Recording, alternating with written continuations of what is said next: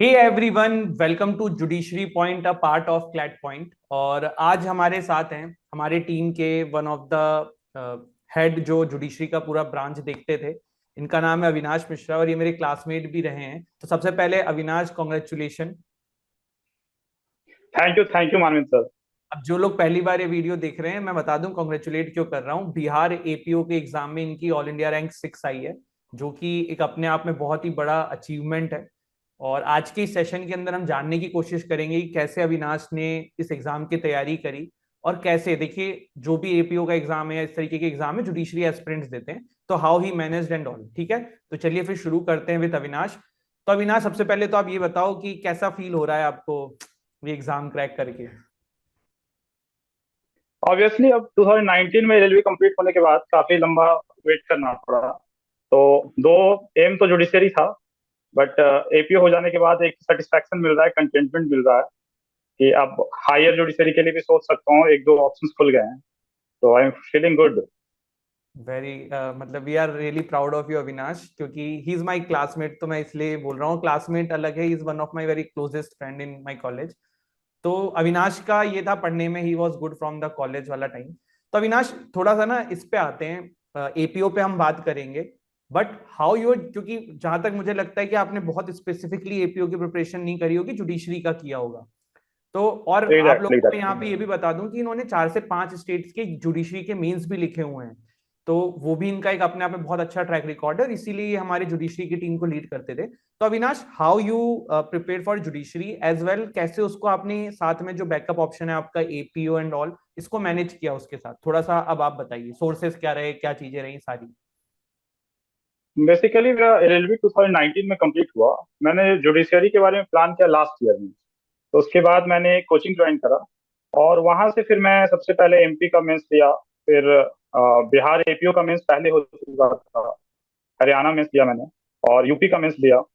तो और अभी करेंटली मैं 29 दिसंबर को बिहार का जुडिशरी का मेंस देकर आया, और होपफुल हूँ कि उसमें भी सिलेक्शन हो जाना चाहिए। लेट्स सी।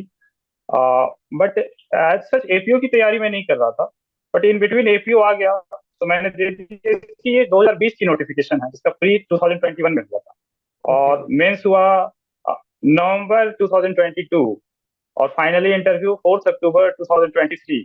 और रिजल्ट आया है लास्ट ऑफ दिस, मतलब नवंबर 2023। तो ऑलमोस्ट 3 to 4 इयर्स के ये प्रोग्राम रहे हैं। तो हालांकि पता नहीं चला इस समय, क्योंकि इन बिटवीन अलग अलग स्टेट्स के एग्जाम्स थे। तो बेसिकली सिलेबस इसका काफी कम होता है एज कम्पेयर टू जुडिशरी। तो जुडिशरी एग्जॉस्टिव सिलेबस होता है, तो it covers the syllabus of APO. तो इस तरीके से आपका प्रिपरेशन ये आसान रहा थोड़ा। मतलब कहना है कि जो जुडिशरी की अच्छे से प्रिपरेशन करेगा, तो ही इज मतलब डेफिनेटली इज गोइंग टू, अगर थोड़ा बहुत ध्यान। डेफिनेटली डेफिनेटली, बस बस थोड़ा सा ये है कि किसी किसी स्टेट्स में जीके जीएस नहीं आते हैं। तो जो यूपी और बिहार की तैयारी कर रहे हैं, उनके लिए एपीओ बिहार का हो या यूपी का हो, अगर अच्छे से जुडिशरी की प्रिपरेशन कर रहे हैं तो फिर ये केकवाक है। एपीओ में मतलब जीके आता है, आप ऐसा कहना चाह रहे हैं, करंट अफेयर्स जीके जी, ये सब। जीके एंड जीएस दोनों आता है बिहार। ठीक है, देखिए, यही बात है, क्योंकि बहुत सारे स्टेट्स के अपने अपने वो रहते हैं।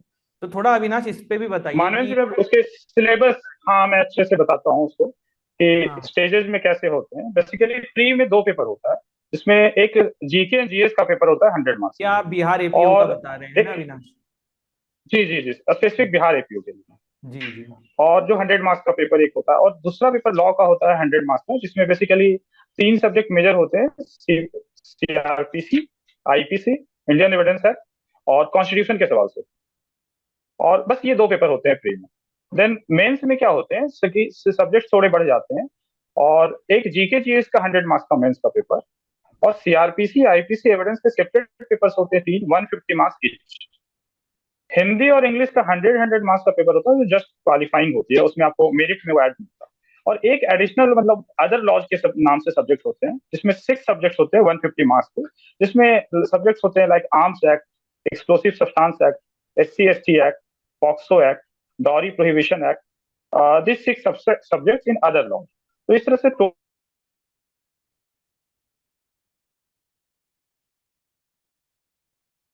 टोटल ये अप्रॉक्स। जी मानव जी। आई थिंक कुछ नेटवर्क इशू आया था, तो उस वजह से आपकी लास्ट में आपने जो सेंटेंस बोला ना विनाश, उसको फिर से रिपीट कर सकते हैं क्या? जो लास्ट मैंने ये बताया कि मेंस के बाद फिर 100 मार्क्स का इंटरव्यू होता है। ओके, और ये टोटल फिर मेरिट जो है 700 मेंस और 100 मार्क्स इंटरव्यू, 800 के बेसिस पे ये बनता है। ठीक है। अविनाश, मुझे एक चीज और बताइए, जैसे जो भी प्रिपरेशन करते हैं स्टूडेंट्स, और अभी हम लोग हमारे जुडिशरी पॉइंट की कोचिंग में ही बच्चों से बात करते हैं तो देखते हैं, आपको कैसे ये चीज लगती है? क्योंकि आज जैसा आपने बोला 2019 में आपने पास किया, इन 2023 है, and this is I think it's now has been 5 years, है ना? और इसमें आपने काफी सारे मेंस दिए जुडिशरी के, और काफी सारे प्रीलिम्स दिए, वो स्टेजेस से आप गुजरे।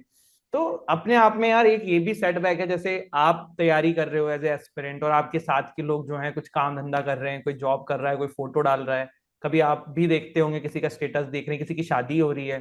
तो क्या है ये इन सब चीजों में जो लो मूवमेंट्स क्योंकि आते ही हैं, तो ये लो मूवमेंट्स अपने कैसे मैनेज करते हैं प्रिपरेशन के साथ? और पेशेंस एक बहुत इंपॉर्टेंट चीज है, उसको कैसे रखना है? अब फाइनली जैसे जुडिशरी में हो नहीं पाया तो उससे कुछ कमियों से मैं कुछ कुछ सीखा हूँ, उससे मैं बता सकता हूँ कि आप सबसे पहले तो स्टार्टिंग में 1-2 साल ना अच्छे से प्रिपरेशन कर लीजिए, थॉरोली पूरे सब्जेक्ट्स को। उस वक्त एग्जाम्स देने की जरूरत नहीं है जब तक कि एक बार सिलेबस किसी भी स्टेट का, एक स्पेसिफिक स्टेट का या दो स्टेट्स का आप कंप्लीट ना करें। ताकि क्या है कभी बहुत बार कि आपका प्री निकल जाती है पर मेंस की तैयारी होती नहीं, और फिर फाइनल सिलेक्शन नहीं होता है, तो जिस कारण से आप सर्कल में फंस जाते हैं। तो एक बार थॉरोली आप कंप्लीट कर लीजिए सिलेबस, उसके बाद आप एग्जाम्स में बैठिए। और फिर एग्जाम्स कंटिन्यूअस होते रहते हैं तो समय का पता नहीं चलता। और हाँ, जैसे लोग प्रैक्टिस करते रहते हैं, कोई सुप्रीम कोर्ट जा रहा है, हाई कोर्ट जा रहा है, तो थोड़ा अवॉइड करना पड़ता है, थोड़ा फोन वगैरह छोड़ने पड़ते हैं। ठीक है अविनाश, तो और आपका फिर हो और ये जाता जो है। थोड़ा सा जो कभी ये भी मन में आया होगा कि चलो अब वकालती फुल टाइम कर लेते हैं, या फिर कुछ चलो जॉब पकड़ लेते हैं, तो आपका इस पे एवरी क्या सिक्स है? मंथ एवरी 6 मंथ हाँ, तो आपका इसके ये ऊपर ये क्या कहना थॉट है? हर 6 महीने पे आते रहेगा। तो यही एक पेशेंस का खेल है पूरा, आप अपने ऊपर धैर्य रखिए। Exactly exactly. तो देखिए हाँ ये जी। तो चीजें हैं, क्योंकि हमेशा वो दो नाव में पैर रख के ना काम नहीं हो पाता है। पर ये अविनाश ने एक बात बोली कि आप 2-3 साल अगर बहुत अच्छे से प्रिपरेशन कर लें, उसके बाद आप साथ में काम करते हुए भी अपना तैयारी इवन कर। 1 year is enough, but strategy should be that कि आप पहले सिलेबस कंप्लीट कीजिए। ये नहीं कि कोई एग्जाम आ गया, नोटिफिकेशन, आपकी मेंस का प्रिपरेशन नहीं है, आप प्री के लिए बैठ गए। अब उसमें होगा क्या कि आपकी प्री तो निकल जाएगी, बट अगर मेंस नहीं निकलता है तो आपका जो जो प्रोसेस चल रहा था आपका सब्जेक्ट को कंप्लीट करने का, वो ब्रेक हो जाता है। तो उसे एक प्रॉपर मतलब एक स्ट्रेटेजी होनी चाहिए। ठीक है, तो ये वाली बात है अविनाश जी के। तो अविनाश एक चीज मुझे और बताइए कि इंटरव्यू के लिए एज सच आपने कैसे प्रिपरेशन किया था, और क्या क्वेश्चंस आपसे पूछे गए थे बोर्ड के द्वारा? एक बार एक्चुअली बहुत टाइम गैप हो गया मेंस के और इंटरव्यू के बीच में, तो रिजल्ट के लिए मैंने कोई वेट नहीं करा था, तो सडन रिजल्ट आया। उसके बाद 1 महीने के टाइम हम लोगों को मिला था। तो जैसा हम आपसे भी बात करते रहते थे मानवेंद्र जी, तो हम लोग डिस्कस करते थे लॉ पॉइंट्स के साथ में। तो एक तो ये प्रोसेस था कि रेगुलर आप क्वेश्चन पूछते थे फोन पे, मैं बताता था आपको। और इसके अलावा मैं एक दो कोचिंग में मॉक्स भी दिया, तो उससे भी काफी बेनिफिट हुई। और बेसिकली ये लॉ सब्जेक्ट्स पे ही पूछते हैं और वो डिसाइड करता है इंटरव्यू में। होपफुली मुझे एक्सपेक्टेशन है कि मेरे इंटरव्यू में काफी अच्छे मार्क्स आए होंगे, क्योंकि मेंस में मैं उतना कॉन्फिडेंट नहीं था। तो जो मेरा रैंक आया है वो मुझे इंटरव्यू के कारण आया होगा। और सेकेंडली क्वेश्चंस जो होते हैं सारे लॉ बेस्ड ही होते हैं। जैसे मेरे से क्वेश्चंस जो पूछे गए थे वो टोटल, अब मेरे से जैसे फेवरेट सब्जेक्ट मेरा एविडेंस एक्ट है, तो एविडेंस एक्ट से बेस्ड क्वेश्चन थे कि हॉस्टाइल एविडेंस क्या होता है, कि अगर मान लीजिए कि पुलिस नॉन कॉग्निजेबल ऑफेंस को कॉग्निजेबल केस के रूप में उसको ट्रीट करता है, तो उसके लिए क्या प्रोविजन एंड क्या होगा उस प्रोसेस में। तो 2D एक्सप्लेनेशन ऑफ सीआरपीसी में इसके बारे में प्रोविजन है। तो उसके बाद कि आप बताइए कि अवनीश कुमार का क्या गाइडलाइन था और उसका क्यों रिसेंट न्यूज में था, और कोई लैंडमार्क रिसेंट जजमेंट जिसमें उसे रिइटरेट किया गया। तो इसमें एक सत्येंद्र कुमार एंटिल का जजमेंट था रिसेंटली 2022 का, तो वो काफी रिलेवेंट था। तो ये सब आंसर्स थे। टोटल लगभग 10 मिनट हमारा इंटरव्यू चला था। तो इंटरव्यू मतलब अच्छा एक्सपीरियंस था। ठीक है अविनाश, और मुझे एक चीज और बताइए अविनाश की एपीओ की अब लाइफ है आपके सामने, एक अलग ही जिंदगी आपको दिख रही है। आई थिंक सेकंड ग्रेड ये जॉब होती है, तो अच्छी खासी hefty अमाउंट जी ऑफ जी। सैलरी है।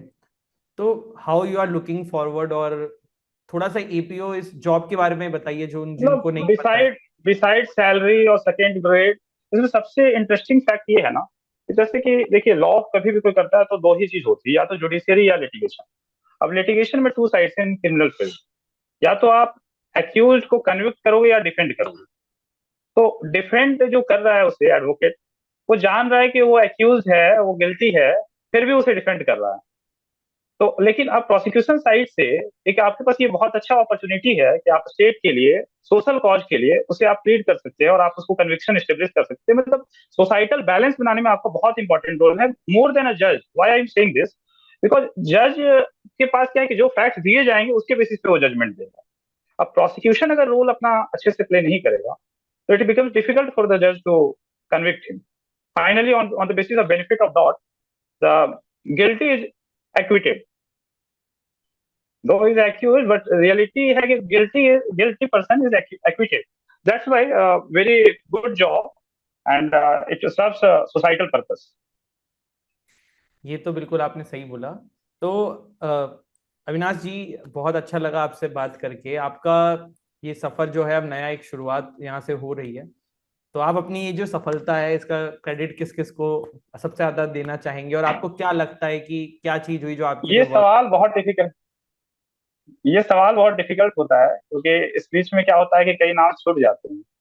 बट हाँ, ये अच्छा एक अपॉर्चुनिटी है मेरे लिए ये एक्नोलेज करने का, क्योंकि इस 4 साल के जर्नी में बहुत लोगों का रोल रहा। तो सबसे पहले तो घर वालों को बहुत रोल रहा, मम्मी हो, दीदी हो, या सारे भाइयों का role, patience, continuous patience. Financial support तो एक होता ही है, but apart from that continuous mental support और प्रिपरेशन के 4 साल का अंदर पेशेंस भी मेंटल रखना होता सपोर्ट है। ज्यादा जरूरी है। बहुत जरूरी, बहुत जरूरी, क्योंकि हर 6 महीने में आपके पास सेकेंड थॉट आएंगे, और इसमें ज्यादा आएगा क्योंकि आपने एक फील्ड को छोड़ रखा है। यू आर नॉट, मतलब यू कांट से कि यू आर अनएम्प्लॉयड, क्योंकि आपने लॉ किया है तो प्रैक्टिस कर सकते हो आप। You can earn a good amount of money. तो उसे छोड़कर आप पेशेंस से प्रैक्टिस, मतलब प्रिपेयर करना एक टफ होता है। और इसके अलावा मेरे काफी फ्रेंड्स हैं, खास करके आपका तो बहुत अच्छा रोल रहा है इसमें। और आकाश है, शिवानंद मेरा रूम पार्टनर, वो मतलब कंटिन्यूअस, मैं लाइब्रेरी जाता था, मैंने 10 दिन उसकी लाइब्रेरी ऑफ करवा दी, बस सिर्फ ये प्रिपेयर करवाओ मेरा। उसके बाद अभिनंदन है। तो ये सारे फ्रेंड्स काफी हेल्पफुल रहे हैं मेरे, मतलब बहुत रोल प्ले किया। तो आई एम जी वेरी मच बिल्कुल। Thankful to all of. बिल्कुल अविनाश, और वी होप यार कि आपकी जो आगे की जर्नी है वो बहुत अच्छी जाए इसी तरीके से, और आप जो हैं हायर जुडिशिया जो भी थोड़ा आप सा मुझे लग रहा है नेटवर्क में इशू है, क्योंकि हाँ, जी मानव जी, आपकी। एक्चुअली नेटवर्क में issue है, क्योंकि आपकी वीडियो हाँ पर स्टॉप हो चुकी है। बट कोई इशू नहीं, क्योंकि अब हमारा इंटरव्यू हो चुका है। तो द थिंग इज गाइस कि आप लोगों को ओके, ओके। मेरा अविनाश से लास्ट में एक बात हम जरूर सुनेंगे, लेकिन उससे पहले मेरा बस यही कहना है कि जुडिशरी की प्रिपरेशन आप साथ में करते रहिए, और उसी के साथ आप ये बैकअप ऑप्शंस में या और जो भी आपके एग्जाम्स हैं आप वो दे सकते हैं। तो this is it, thank you so much.